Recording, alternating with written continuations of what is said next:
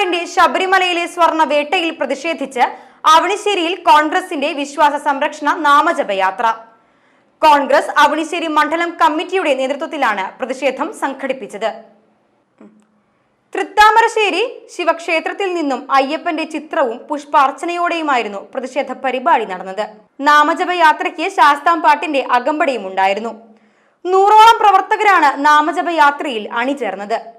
ആനക്കല്ല് സെന്ററിൽ നടന്ന പ്രതിഷേധ സദസ്സ് KPCC സെക്രട്ടറി A. പ്രസാദ് ഉദ്ഘാടനം ചെയ്തു. മണ്ഡലം പ്രസിഡന്റ് പ്രിയൻ പെരിഞ്ചേരി അധ്യക്ഷനായി.